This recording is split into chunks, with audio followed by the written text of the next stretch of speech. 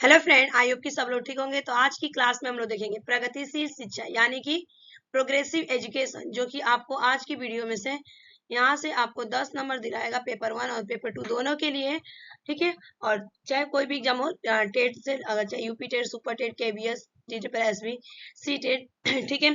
तो मेरा गला क्लास बनाते बनाते यार खराब हो गया। एक दिन में कम से कम 5-6 वीडियो तो डाल ही देती हूँ, 4 से 5। पूरे 1 बजे रात से लेके 3 बज जाता है, 4 बज जाता है कभी कभी मुझे।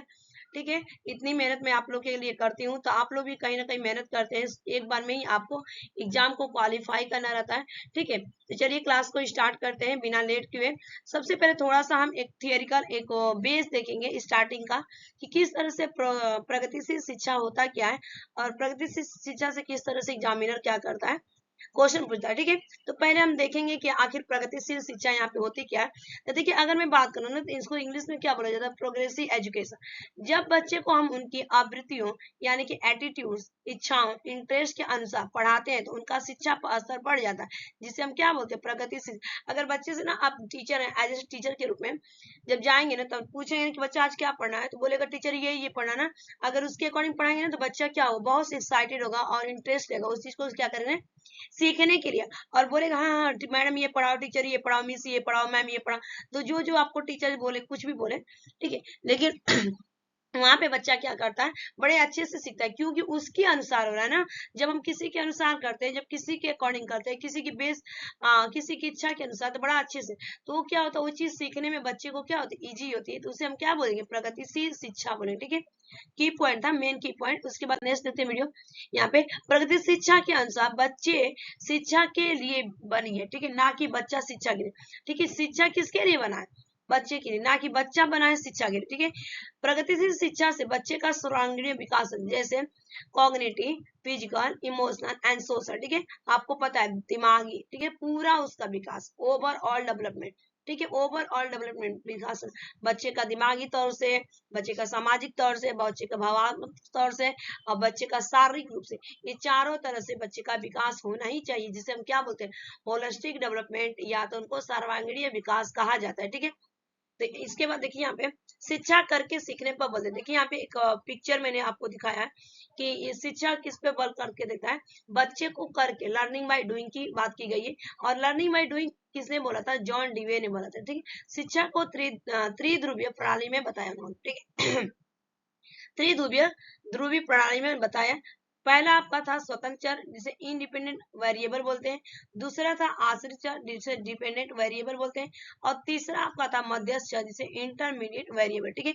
ये सारी चीजें इसमें की पॉइंट था। ये पूछा जाता है कि जॉन डीवे ने क्या कितनी प्रणाली बताई थी, तो उन्होंने बताएगा त्रिध्रुवीय प्रणाली बताई। ठीक है। उसके बाद चलिए हम लोग क्वेश्चन करते फटाफट। तो क्वेश्चन ऑफ फर्स्ट आ चुका है यहाँ पे, तो राइट आंसर बताएगा। इतनी आप लोग की पॉइंट रख के जाइएगा अपने दिमाग में। ठीक है। प्रगतिशील शिक्षा के संदर्भ में निम्नलिखित में से कौन सा कथन जॉन डीवे समुचित करते हैं। ठीक है। तो देखिए यहाँ पे विद्यार्थियों को स्वयं ही सामाजिक समस्याओं को सुलझाने में सक्षम होना चाहिए। बच्चे को हम ऐसा सिखाएं, कब, क्या, कैसे। ठीक है। सबसे ज्यादा कैसे करना चाहिए। अगर कोई हमारे सामने समस्या आती है, तो समस्या का कैसे हल करें, क्या करें, क्या तो एक ही होता है। अगर पूछेगा तुम्हारा नाम क्या है, तो नाम तो बता ही देगा, जो भी नाम रहेगा XYZ। ठीक है। तो बता देगा। अगर कैसे कैसे होना चाहिए ये सारी चीजें, तो अपना दिमाग लगाएगा। ठीक है। इसका right answer B is the correct answer. Next question. यदि विद्यार्थी विद्यालय में लगातार निम्न स्तर श्रेणी प्राप्त करता है, तो उसके अभिभावक को उसकी सहायता हेतु परामर्श किया जा सकता है। बताइए आंसर क्या होगा। तो यहाँ पे राइट आंसर होगा वो अध्यापकों की घनिष्ठ संगति में कार्य करें। बिल्कुल सही है कि अध्यापक से मिले। और पेरेंट्स टीचर मीटिंग होता है, PTM बोलते हैं, जिसे पेरेंट मीटिंग होता है, पेरेंट टीचर मीटिंग। तो उसमें बच्चे पेरेंट्स को बुलाया जाता है और टीचर इन्वॉल्व होती है, और दोनों डिस्कस करते हैं कि बच्चे को क्या क्या करना है, कहाँ के वहाँ पे कमी रहेगी, क्या रीजन है, रीजन फाइंड आउट करेंगे, कारण फाइंड आउट करेंगे, उसके पीछे क्यों बार बार बच्चे का लेवल क्या हो रहा है, पास हो रहा है, पास नहीं हो रहा है, यानी कि फेल हो रहा है, नीचे की श्रेणी में जा रहा है। ठीक है। तो पेरेंट्स से बात करेंगे, पेरेंट्स बताएगी रीजन, तब टीचर उस पर काम करेंगे। ठीक है। यानी कि A is the right answer. Next question. पाठ्यक्रम निम्नलिखित में से शिक्षण के कौन से चरण में आते हैं। तो आंसर होगा आपका मध्यस्थ चरण में आता है, यानी कि B is the right answer. Next question.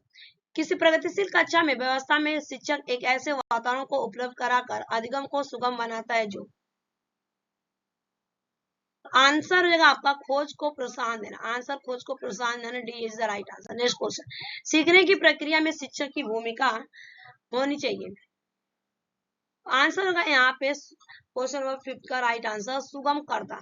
ठीक है, किस तरह होना चाहिए, सुगम करता यानी कि फैसिलिटेटर के रूप में, A is the right answer. Next question, black board परिणाम था, ब्लैक बोर्ड क्या परिणाम था, तो आंसर होगा आपका यहाँ पे राष्ट्रीय शैक्षिक योजना 1986 में, राष्ट्रीय शैक्षिक योजना 1986, C is the right answer. Next question, John Dewey द्वारा समाहित लैब विद्यालय के उदाहरण, तो आंसर होगा इस क्वेश्चन का यहाँ पे प्रगतिशील विद्यालय। ठीक है, प्रगतिशील शिक्षा यानी कि विद्यालय, D is the right answer. Next question, प्रगतिशील शिक्षा के संदर्भ में समान शैक्षिक अवसर से अभिप्राय है कि सभी छात्र, तो सभी छात्र ऐसी शिक्षा पाए जो उनके लिए अनुकूलतम हो और तथा उनके भविष्य के कार्यों में क्या हो सहायक। ऐसे नहीं कि हम शिक्षा ले लिए, पढ़ लिए, लिख लिए, बहुत सारी डिग्री है और किसी चीज का एक्सपेरिमेंटल नॉलेज नहीं है, किसी चीज का कोई इन्फॉर्मेशन नहीं है, अच्छे से नॉलेज नहीं है और हम चले जाते हैं कि हमारे पास ये डिग्री है। ठीक है, उसके बेस पे आपको नहीं होना चाहिए। हमें एक अगर मैं बात करूं तो यहाँ पे उसके बारे में अच्छे से नॉलेज होना चाहिए कि ये काम चीज होती है और हमें भविष्य में उसका क्या उपयोग हो। ठीक है, पढ़ाई का मतलब यही होता है और एक अच्छा इंसान बनने का मतलब होता है, यानी कि B is the right answer. Next question, Bharat सरकार ने प्राथमिक विद्यालयों के लिए मध्याह्न भोजन योजना प्रारंभ की, निम्नलिखित में से कौन सा अभिप्रेरणात्मक सिद्धांत इस योजना का समर्थन करता है, तो राइट आंसर होगा यहाँ पे मानवीय। ठीक है, मानवीय, सी इज द राइट आंसर, मानवीय, सी इज द राइट आंसर इस क्वेश्चन का। नेक्स्ट क्वेश्चन, सीबीएसई द्वारा बनाए गए प्रगतिशील शिक्षा के प्रतिमान में बच्चों का समाजीकरण जिस प्रकार से किया जाता है उससे अपेक्षा की जा सकती है कि, बताइए आंसर क्या होगा, फटाफट आंसर लगाइएगा। और जो आंसर मैं लगा रही हूँ लगा रहे हैं कि नहीं, अगर मेरे आंसर से आपका आंसर मिल रहा है तो आपको 30 में से 30 मार्क लाने से कोई नहीं रोकता है। अगर मैं बात करूं तो पेपर 1 में आसानी से आप 120 नंबर ला सकते हैं कम समय में पढ़ के, जितना मैंने वीडियो बनाई हूँ वो वीडियो जाके आप मेरे देखिए वीडियो में। ठीक है, तो राइट आंसर क्या होगा, किसी भी प्रकार की सामाजिक पृष्ठभूमि से होते हुए भी वे सब स्वीकार करें जो उन्हें विद्यालय द्वारा प्रदान किया जाता है। ठीक है, यानी कि D is the right answer. ये आपके 10 क्वेश्चन थे प्लस उसमें आपकी थियरी भी थी। आज के लिए इतना ही। Thanks for watching this video. Bye bye, take care, have a nice day.